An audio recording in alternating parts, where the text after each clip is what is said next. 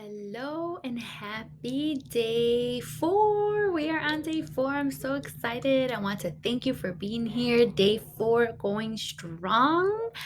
And I wanted to share a little story about why was I inspired to do this 30-day kindness challenge. I shared on Monday, on day one, what scripture biblically that those of us who are kind will be reaping favor, and that is one of the reasons I'm currently doing it now. But when I started doing this, when I started this journey and I started thinking about why is it that is it important for me to be kind? Why is it important for me to treat others better than others treat me? Why? And it really resonated with me.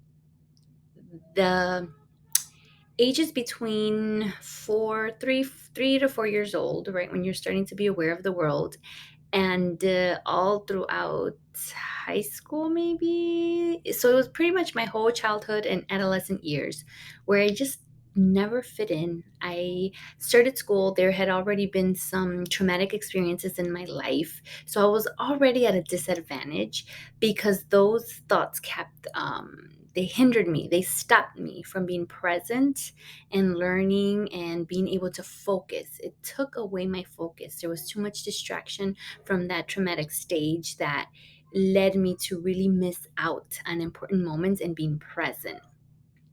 As I continued, I struggled with having friends because I wasn't kind, right? I was not treating friends as friends. I was treating other children, I was treating them more as the way I viewed myself. And I already viewed myself since the age of 3 or 4 as like with shame, the lens of shame, and being living in regret, living in rejection because I felt like it was my fault.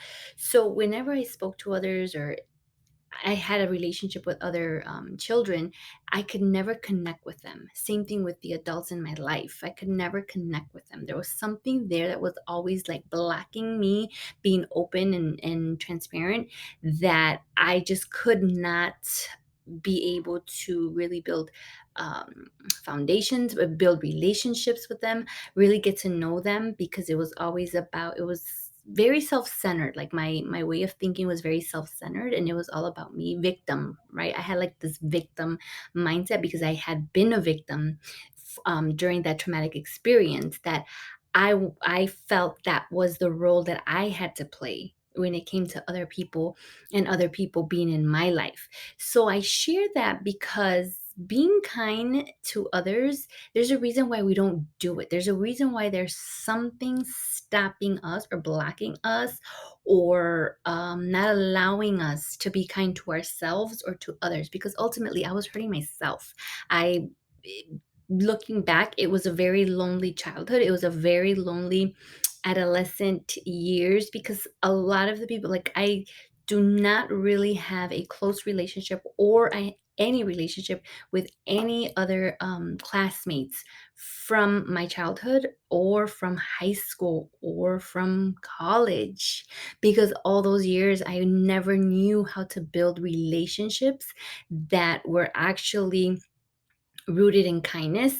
I did not build any relationships with people, and I struggled with myself, with the way I viewed myself. Like, everything for me was a dislike. I disliked everything about myself. I disliked my hair. I disliked my, you name it, I disliked it. Everything about who I was at the moment. The that was the lenses that I viewed myself and others through, because of that traumatic experience that I went through as a little girl. So this is why I'm really establishing this, and I wanted to be very transparent and vulnerable with you, because I think that's going to help us, as we continue this journey, this challenge, to truly identify what is the root, what is stopping me from being kinder to myself and being kinder to others. Because I saw that same reflection of who I was as a child in me as a mom. Okay. As a mom, when my children were little, my son was months old, my daughter was about 2 or 3 years old. Like, I was mean. I just flat out, let's be honest, my tolerance level was it was very limited. Like, it was okay when I was in the classroom, I was teaching, like, that was my happy place, but then I would come home and it would be like, "Ha," everybody just got on my everything just went wrong once I stepped in the door. Everything was just like it just seemed to really trigger me.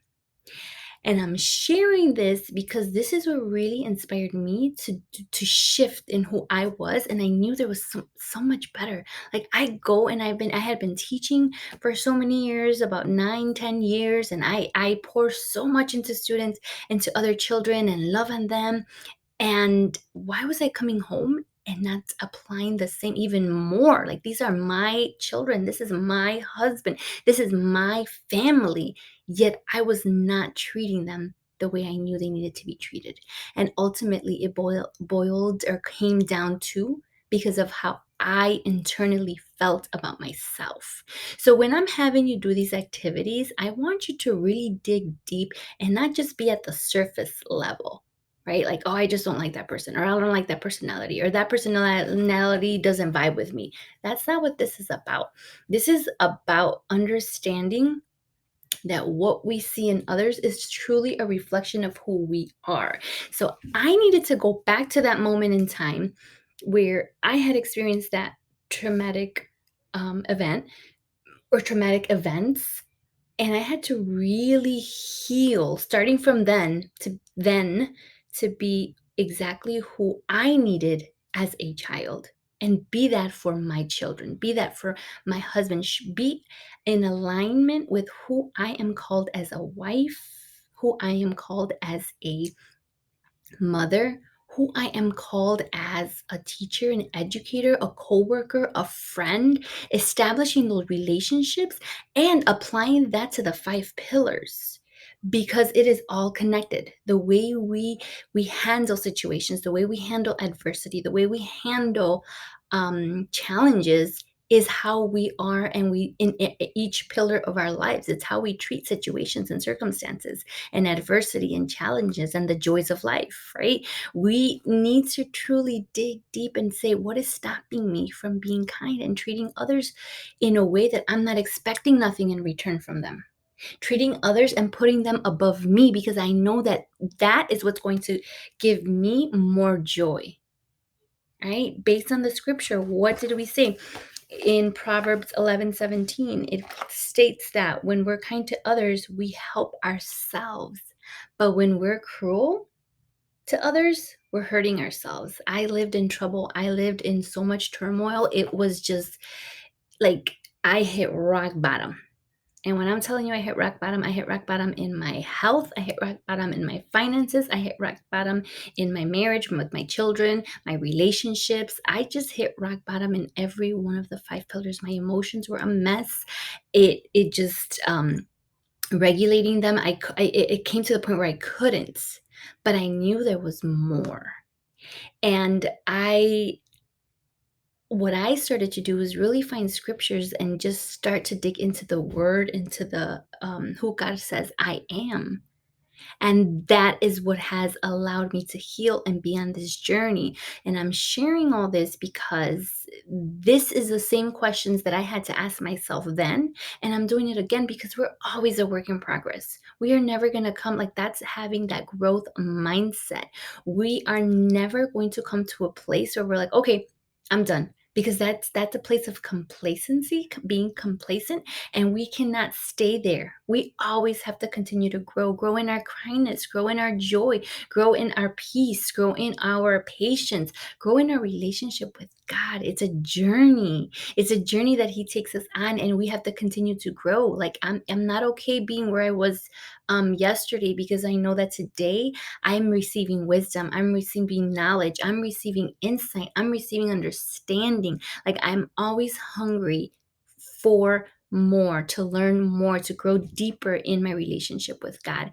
And it wasn't until I truly removed all of that, the lies that had been stopping me and blocking me, those barriers, those mindsets, like that environment that I grew up in, that environment that I created willingly and unwillingly, and that environment I created knowingly and unknowingly, because a lot of it is ignorance. I'm going to be very transparent and honest with you. It's ignorance. It's because of what we saw growing up. It's about because of the adults that were around us, the world that they shaped for us. We think that's it. We think that's right. But it once we I started to really challenge that, once I really started to be and wonder and ask these questions, like, I don't wanna come home and be yelling at my three-year-old daughter. I don't wanna come home and not want to deal with the reality in front of me in regards to my son, my daughter, and my husband. Like, that was just not the life that I wanted. So, when I started to put myself and remove that aside and to really pour into who am I? Who am I? Like, what is my identity? Why am I comparing myself to this person or that person? Why am I comparing myself to what I see on social media? When I started to really like just sit back and be reflective and understanding that it takes a lot to be in a situation that you're not happy in. But I was going to be the only one to come out of it. And I was willing to do the work because I love my husband. I love my children. I love my students. I knew there was more. I can give my students more. I can give my family more. I knew there was more inside of me. It just had been slowly diminishing and diminishing. And it all came back to what I had experienced, and that was where I had to look at my strengths. What were my weaknesses? What did I need to do in order for me to be there for my children, my husband, my students, the people around me, the people whom I'm connected to? And that is when I started my journey to truly working out. It started off by really just working out, working out, working out, and my body physically was feeling amazing. Was dealing with a lot of like stomach pains and issues, and that working out really allowed me to push past that blockage of the pain, right? Because you really have to tear your muscles down in order for you to grow muscles. And I had gotten to that point where I was doing it. I was consistent. I was motivated. I was not going to allow anything to stop me from reaching my goal. So that I share because it also was a part of the journey when I first started to really look at being kind and why is it important for me to be kind? Why do I need to be kinder to myself and those around me? And that's what started this journey and what has led me to where I am today. A lot has transpired from then, but I'm focusing on kindness and being kind and what path I went through in order to be where I am today.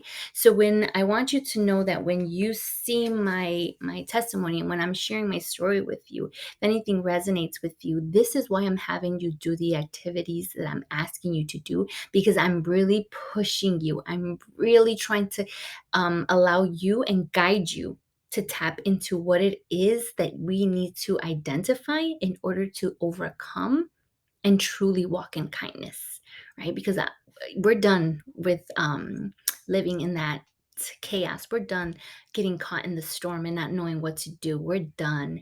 And this is the path that I went through in order to be kinder to myself and to others, to be kinder and be stable, right? At the end of the day, we need stability. We need stability in our finances.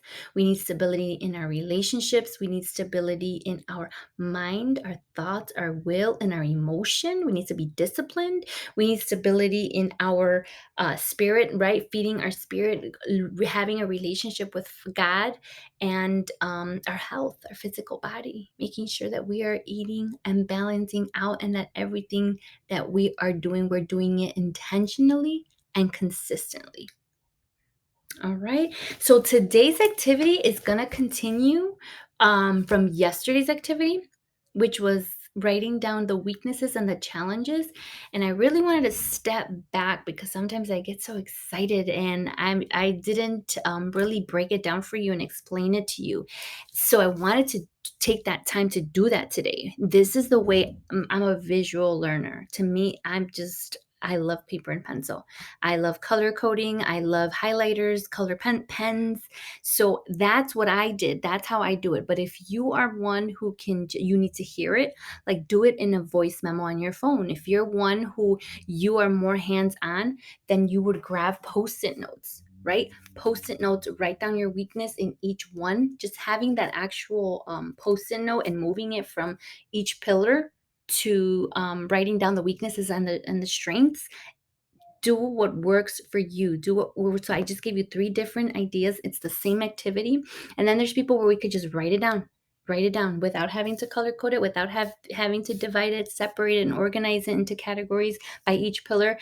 I just really want you to choose what makes you feel more comfortable, and making sure that you do that. But I'm sharing what makes me comfortable just to give you an idea.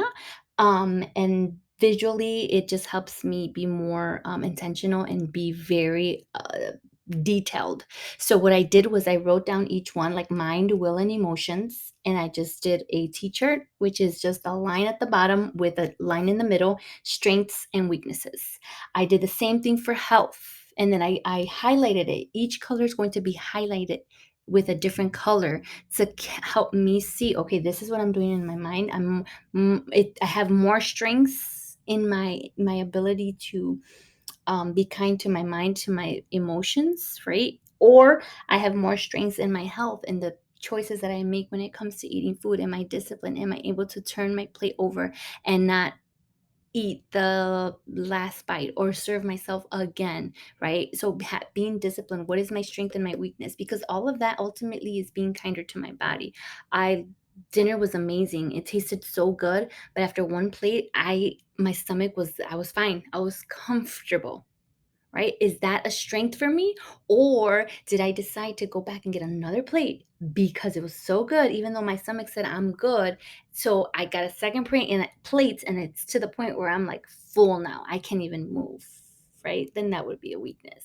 So identifying these things to help you know where is our strengths and what are our weaknesses and why are those weaknesses there. Same thing with finances, right? Am I able to save? Am I able to be disciplined and put aside for the bills, the groceries, the mortgage, the credit card payments, the uh, gas bill, light bill, and food, gas, insurance, everything that you have to pay? Are you able to set aside and budget? And if so, sticking to that budget, right? So, how am I being kind to my finances? And my relationships, what am I doing to pour into others? What am I doing to pour into myself? What are my strengths? What are my weaknesses? Not spending enough time. If you're like me, like I need a lot of time where I sit quietly and read the word of God and just have that time with God every day. That's a strength. But can it get better? Definitely. So, acknowledging what the strengths are and what the weaknesses are, and what is your goal, and not comparing it to anybody. Don't ask anybody, don't show anybody. Do this yourself. Because the moment you allow other people to have an opinion about it, it changes things. So I want you to be very reflective and very transparent. And then your spirit, right? What do you do to feed your spirit? What are you doing to feed joy? What are you doing to feed peace? What are you doing to feed yourself with patience, with kindness, with love, compassion for others, and compassion for yourself? These are the things that I want you to write down. And I'm going to give you 2 days, yesterday and today. Day 3 and 4 are dedicated for us to write down our weaknesses and our strengths. I hope this helps. If it does, let me know. If you still have any questions, please text me, send them out.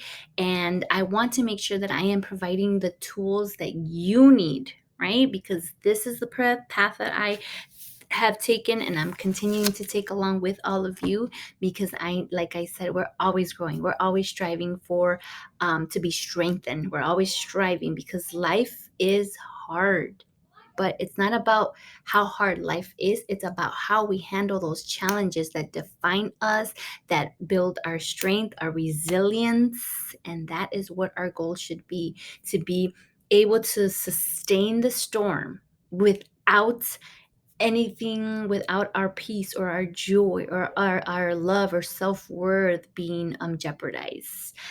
And yes, I think that should be good. I hope that this teaching today, this challenge, this activity, this assignment for today is one that's going to really open up our eyes and help us be more reflective and more vulnerable and transparent. And I just wanted to share that story with you because I think that making that connection and having you understand why I'm doing this 30-day kindness challenge is so important for me.